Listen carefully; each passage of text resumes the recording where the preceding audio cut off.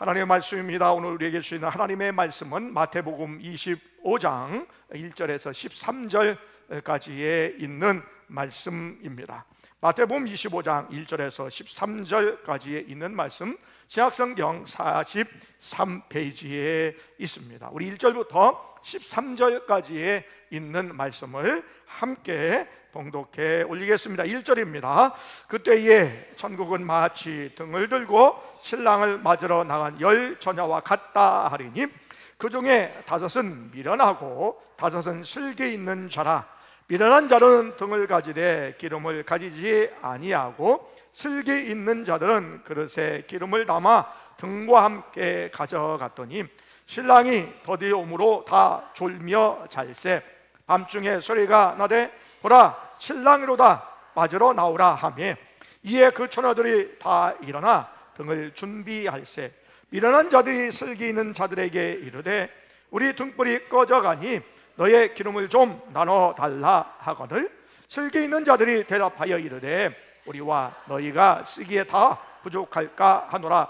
차라리 파는 자들에게 가서 너희 쓸 것을 사라 하니 그들이 살아간 사이에 신랑이 오므로 준비하였던 자들은 함께 혼인잔치에 들어가고 문은 닫힌지라.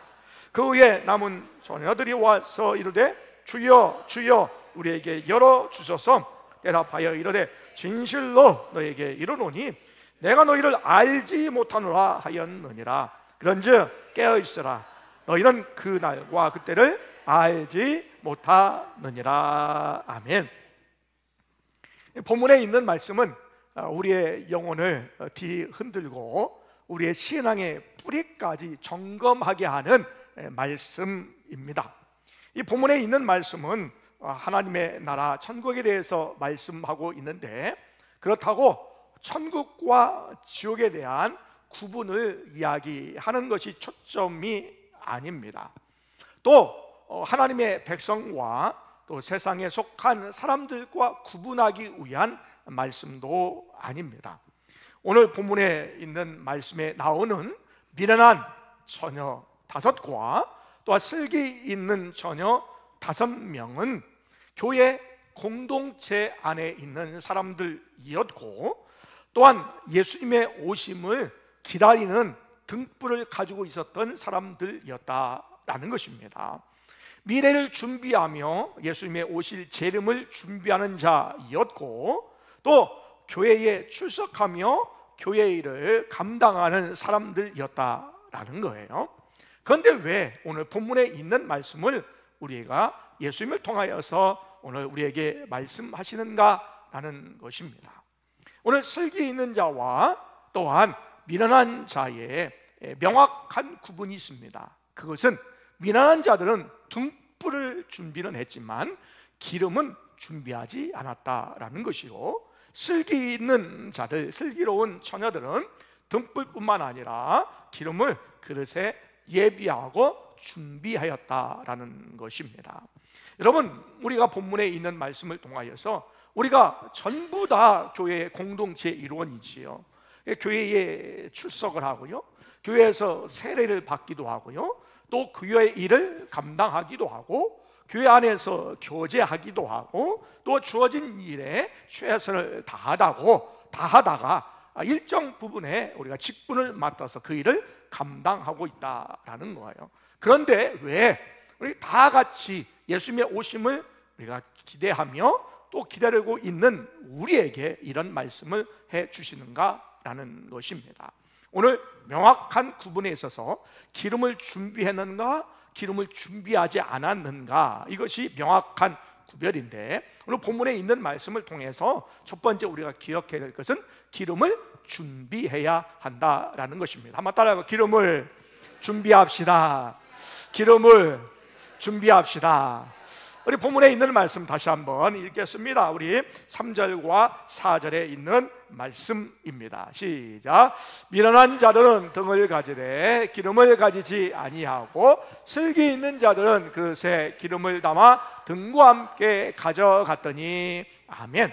미련한 자들과 슬기 있는 자들의 구분점, 기름을 준비했느냐 준비하지 않았느냐라는 거예요. 근데 등불은 다 준비했다는 거예요. 등불은 다 준비했어요. 그런데 기름은 준비했느냐 준비하지 않았느냐가 구분점 명확한 기준이라는 것입니다. 여러분, 등불은 무엇일까요? 등불은 외형을 이야기합니다. 나는 예수 믿는 사람입니다. 나는 교인입니다. 나는 그리스도인입니다 라고 겉으로 보이는 것을 이 등불이라 얘기할 수가 있는 것이지요. 그래서 일정 부분 우리가 예배도 드리고 봉사도 하고 또 교회 일도 하고 또 예수 믿기 때문에 우리가 여러 가지 교회의 모습들을 우리가 교회에서 여러 가지 모습들을 우리가 행하는 그런 것들을 등불이다라고 얘기할 수가 있는 거지요. 그런데 기름은 무엇일까? 기름은 내면을 이야기하고 있다라는 것이지요. 하나님께서 우리를 예수 믿게 하시고 예수 믿는 자의 삶을 살아가는 것, 또한 날마다 기도와 말씀 가운데 성령의 능력을 체험하며 나가는 것을 기름이라고 얘기할 수가 있습니다.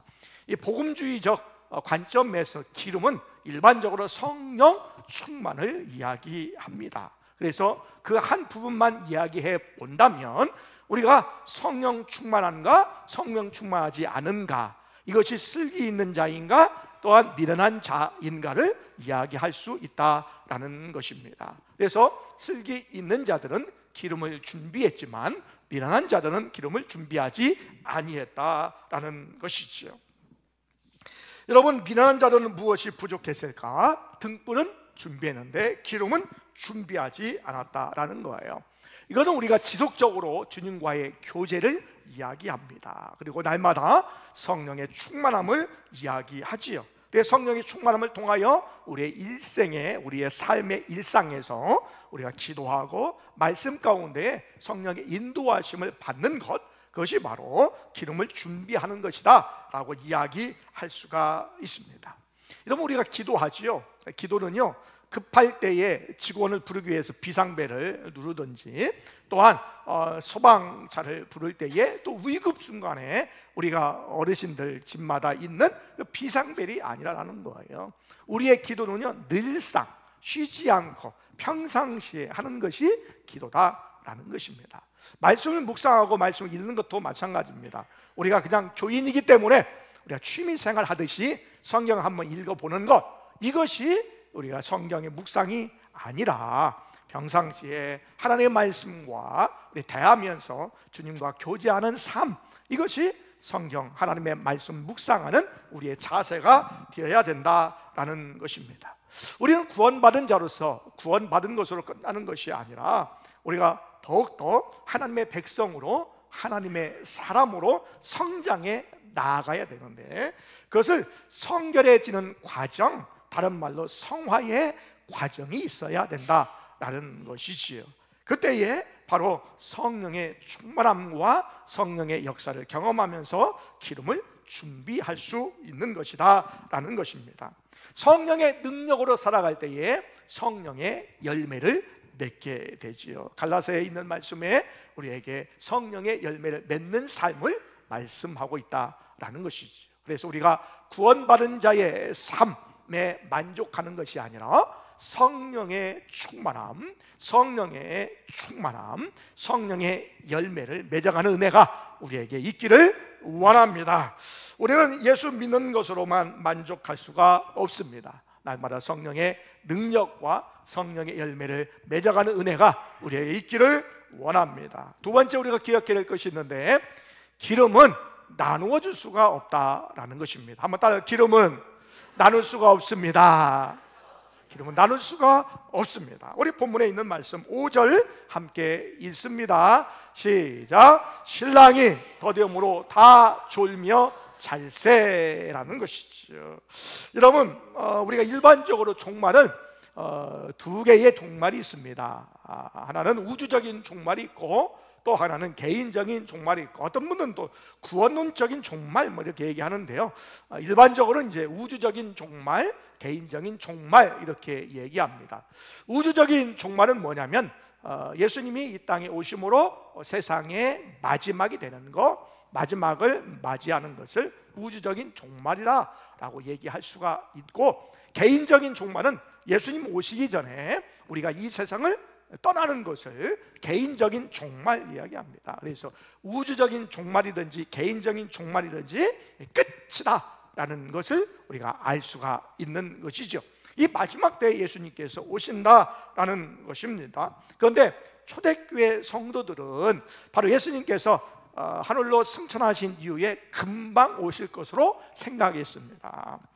우리들도 어려울 때, 힘들 때에, 또 특별히 우리가 일제 강점기에 신민지 시대 때에 말씀의 주제가 무엇이냐면 예수 그리스도의 재림을 이야기하고 있어요. 그래서 저희 교회는 중생 성결 신유 재림이라고 하는 중요한 교리적인 측면을 우리가 강조하고 있는데, 재림을 교회에서 강조하다 보니까 이 땅에 다시 오실 예수 그리스도, 만왕의 왕이신 예수 그리스도에 대해서 선포할 때에 일제 황제를 숭배하던 그런 신사참배의 관점이 있었던 그 시대에는 저희 교회가 이게 맞지 않는 것이지요. 새로운 왕이 오실 것을 기대하니까 이게 재림의 신앙 때문에 교단이 폐쇄되는 아픔도 겪게 되었다라는 것입니다.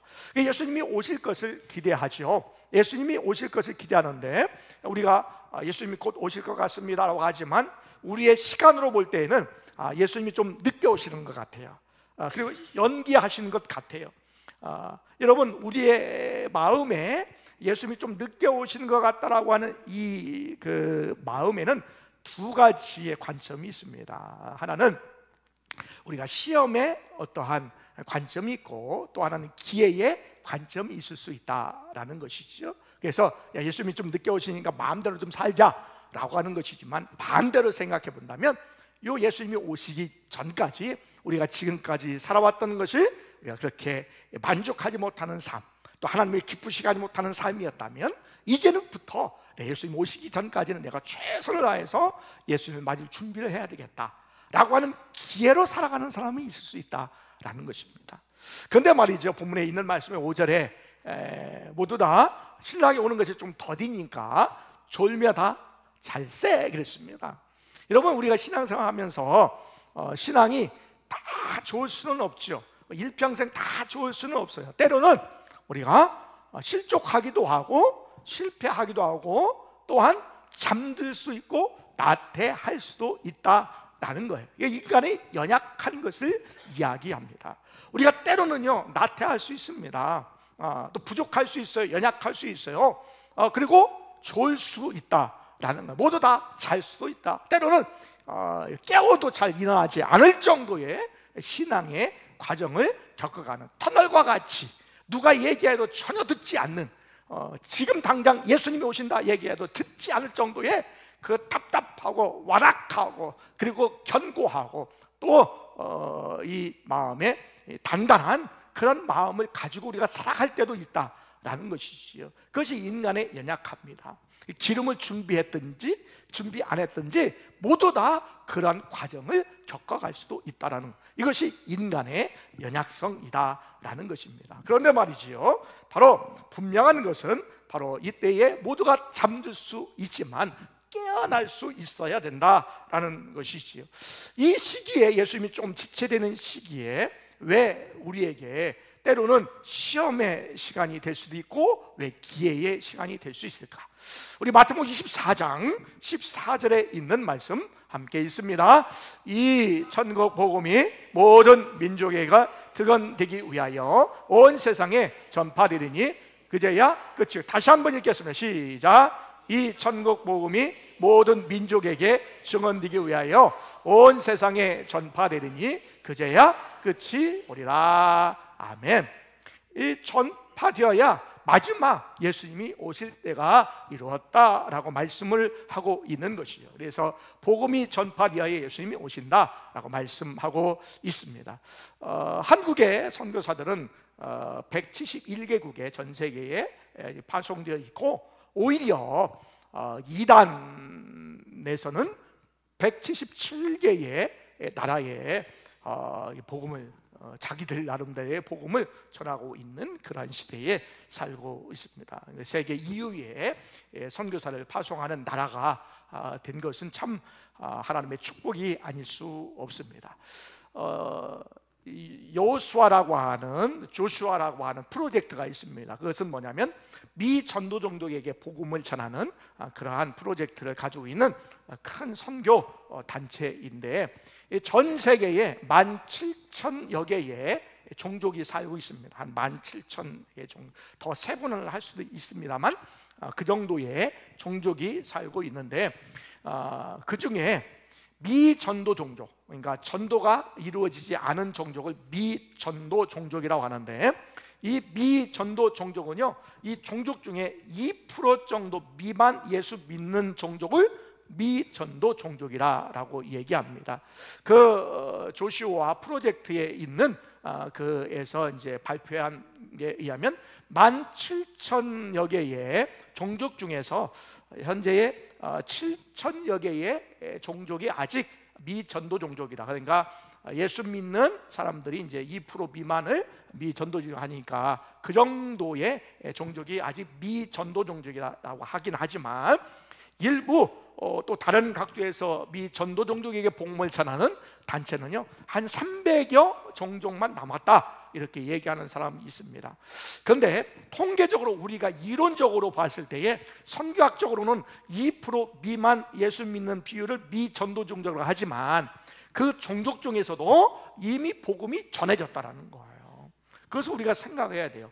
확률적으로 비율적으로 봤을 때에 전도가 안 됐을 것이야 라고 생각을 할 수 있지만, 그것은 학술적이고 학문적인 거지 실제로 그 민족에게 복음이 전해졌다는 거예요.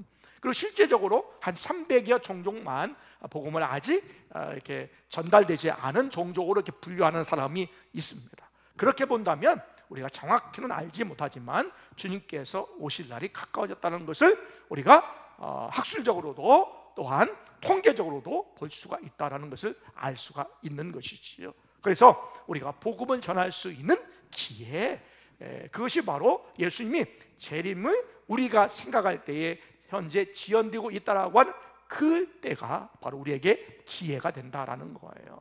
우리가 예수 믿을 기회, 예수 잘 믿을 기회, 기름을 준비할 수 있는 기회가 지금인 줄 믿습니다.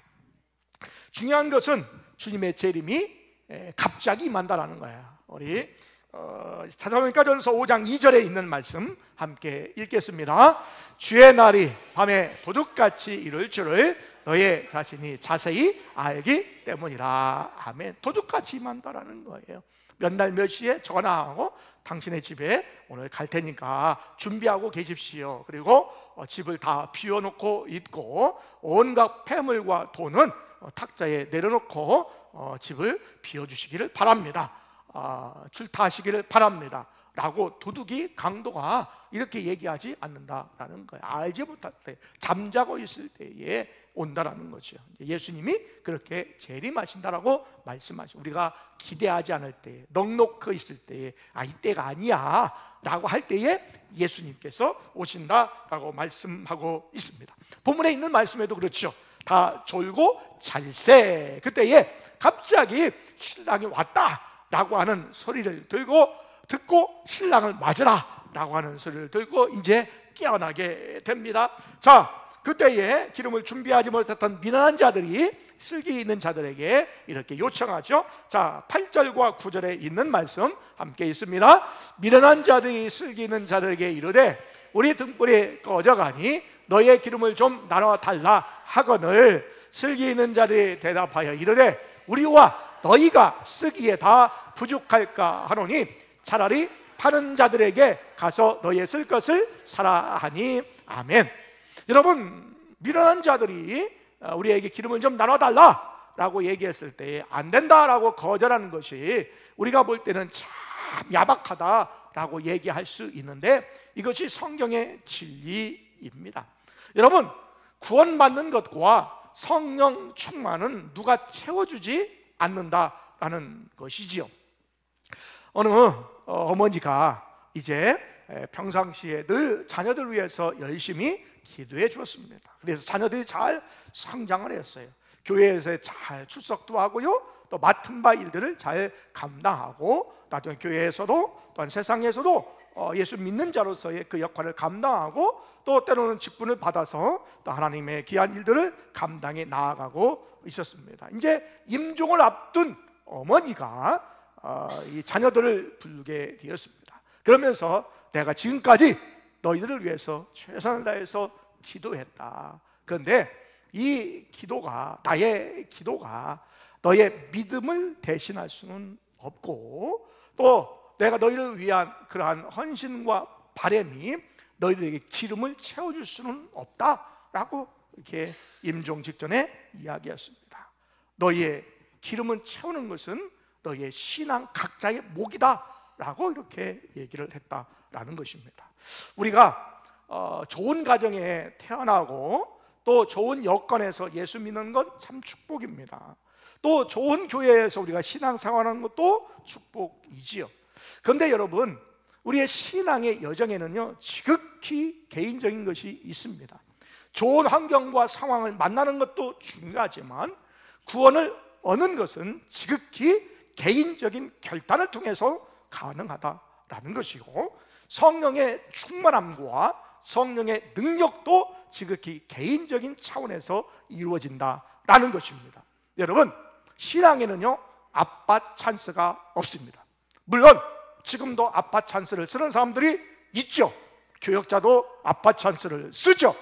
교회도 아빠 찬스를 쓰면서 살아가는 것도 있습니다. 더 이상 나가면 방송에 나가기 때문에 심각해서 우리들끼리 있을 때 더 내가 참으로 가슴 아픈 일들, 교회에서 일어나는 일들이죠. 그런데 여러분, 신앙은요, 아빠 찬스가 없습니다. 엄마 찬스가 없어요. 부모 찬스가 없어요. 교회 찬스도 없습니다. 여러분의 신앙은 여러분이 지켜야 됩니다. 성령 충만은요, 여러분이 받아야 됩니다. 누가 기름을 대신 채워줄 수 없습니다.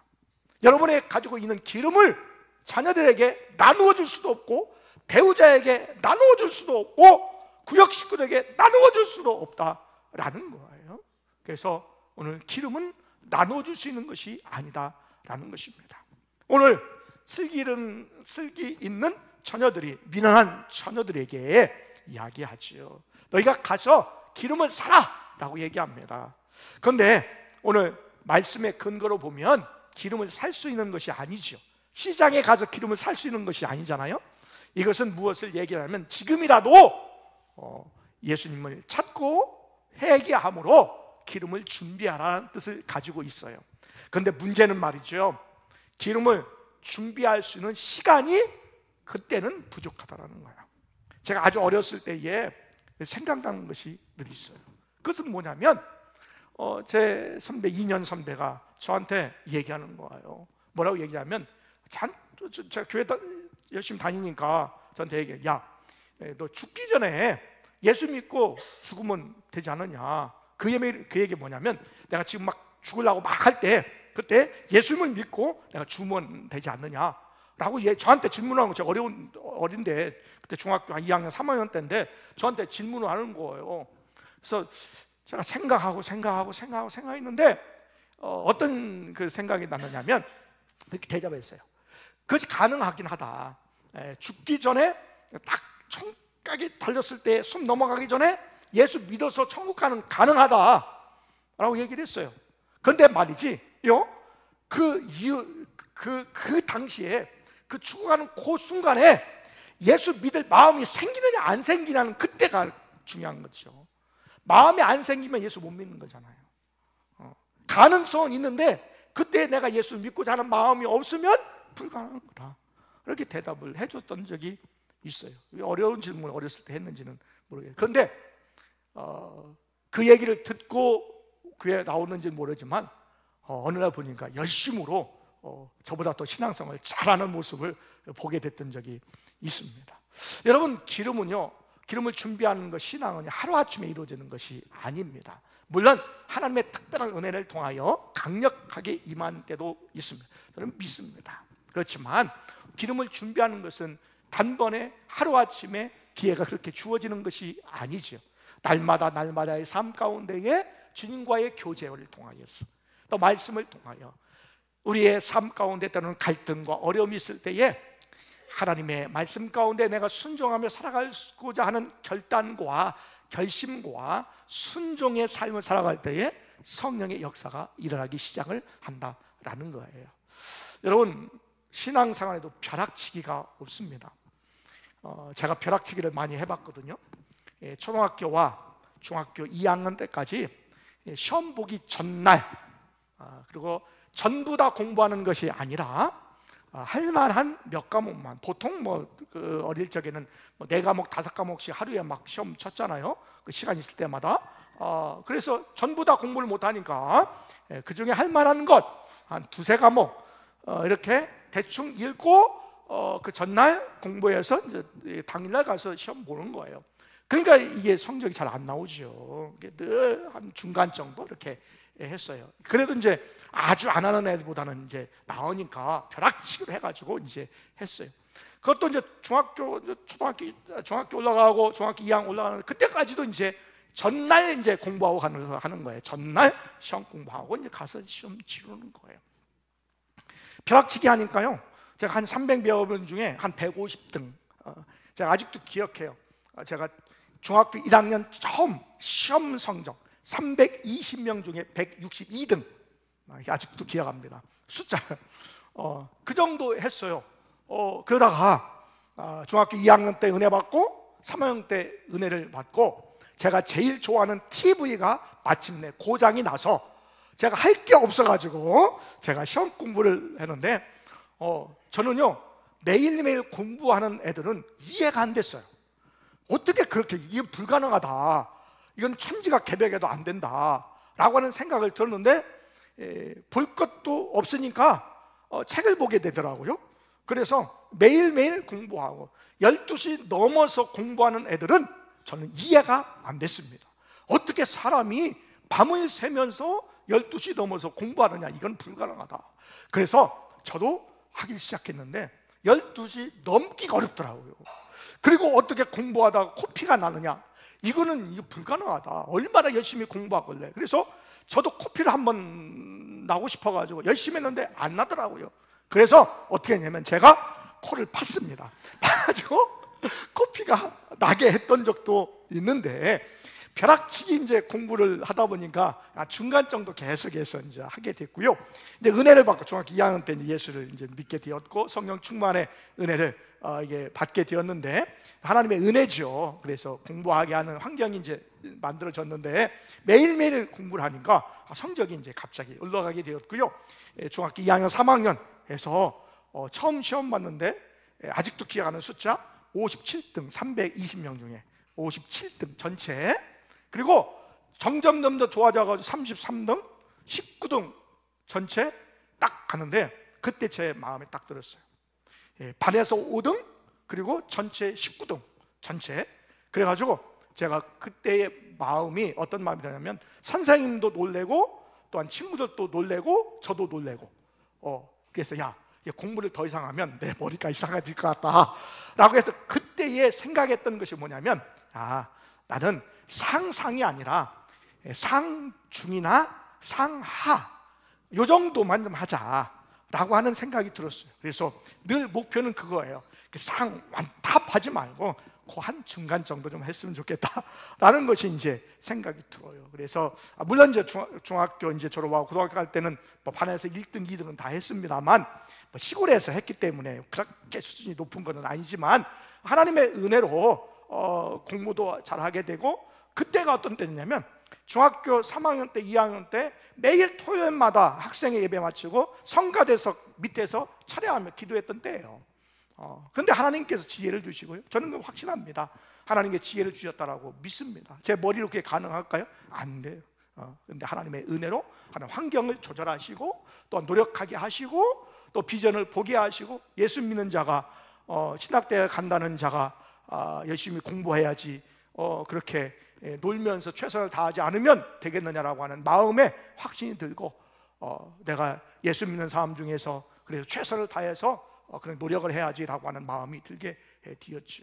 지금은 잘 벼락치기를 않습니다. 물론 뭐 공부하고 또 과제를 내고 레포트를 낼 때 뭐 급해가지고 막 열심히 하는 경우도 있긴 있습니다만, 벼락치기는요, 이게 교육 심리학자들이 얘기했어요. 뭐라고 얘기하면, 이것은 깊이 있는 지식을 이해하지 못하게 한다.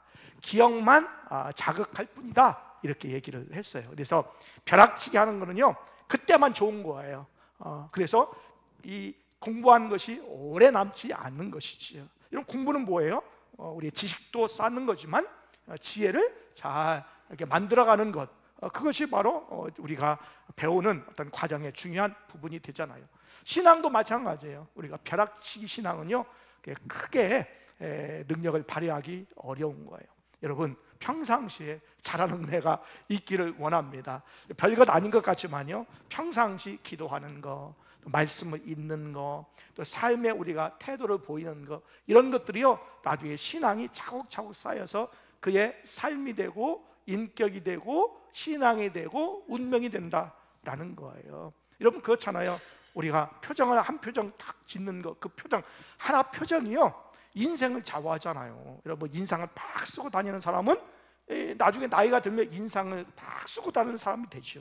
인상 찌그리고 다니는 사람은 그렇게 되고, 인상 웃는 사람은요, 그 인상이 나중에 어른이 돼서 그런 인상이 되는 거예요. 왜?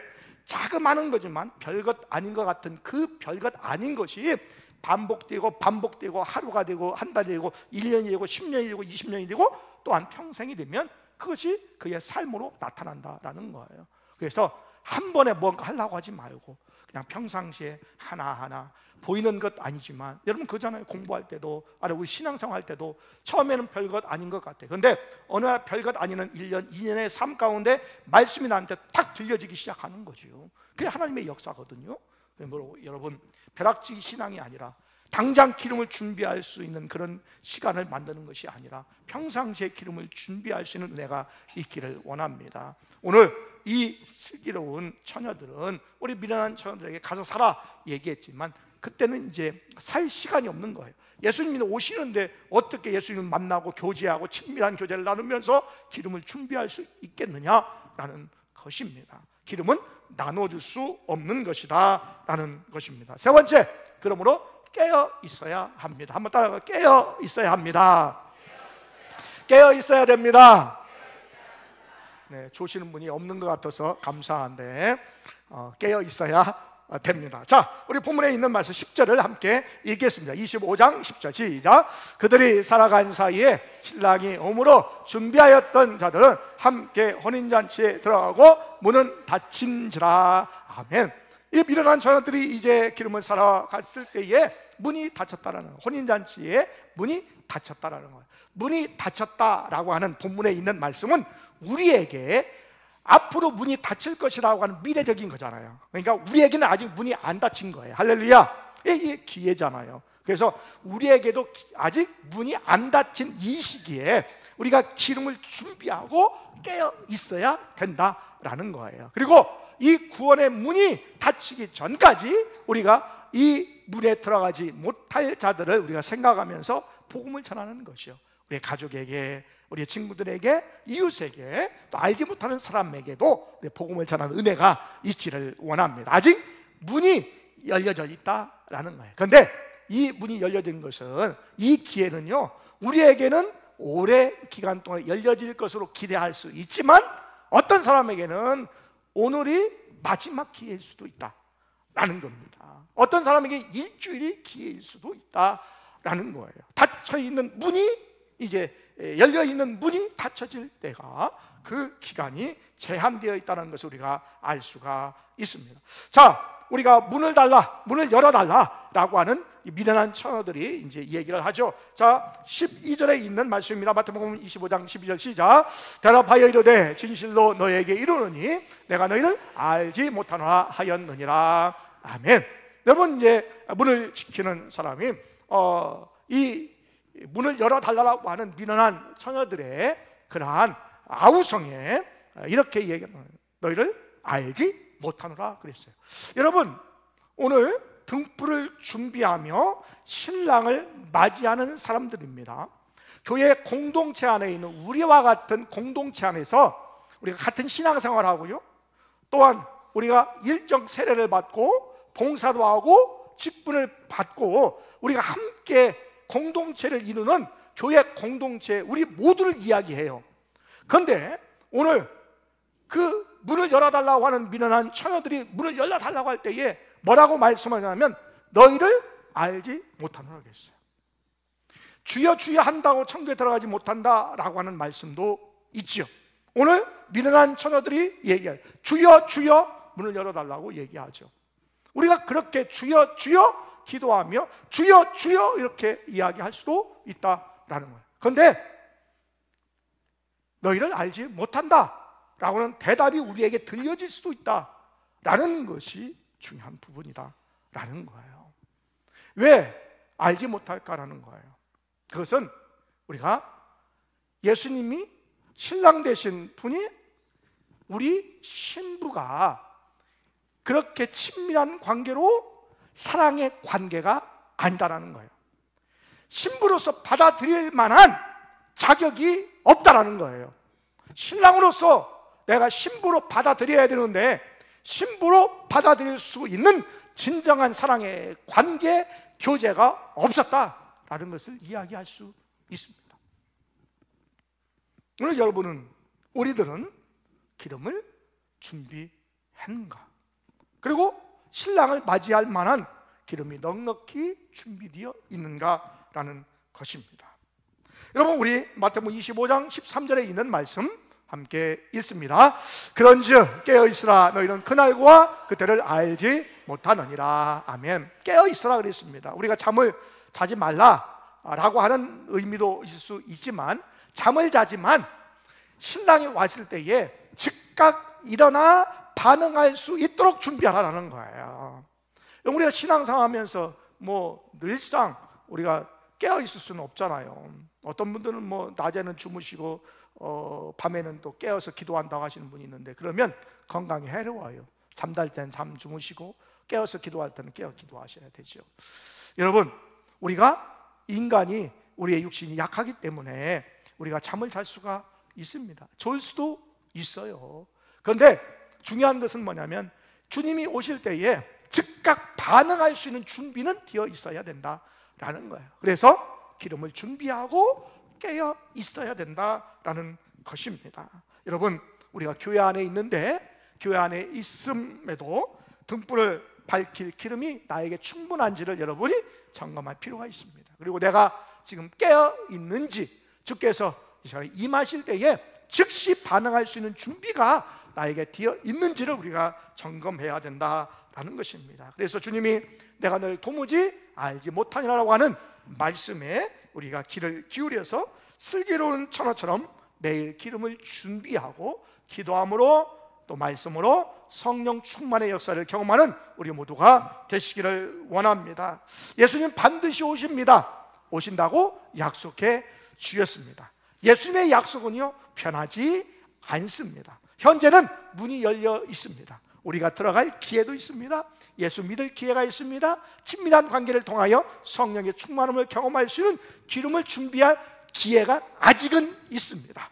그리고 그것을 알지 못하는 자에게 우리의 기름을 준비하고 깨어 있도록 할 수 있는 기회, 그 기회도 아직은 있습니다. 기회가 있을 때 여러분 기름을 준비하시기를 바랍니다. 또한 깨어 있기를 원합니다. 그래서 예수님 오실 때에 우리가 기쁨으로 맞이해서 혼인잔치에 모두 참여할 수 있는 신랑을 맞이하는 신부로서의 삶을 살아가는 우리 모두가 되시기를 원합니다. 그날이 도적같이 우리 함께 부르시면서 우리 준비하며 나가는 그러한 신앙의 태도를 갖도록 하겠습니다.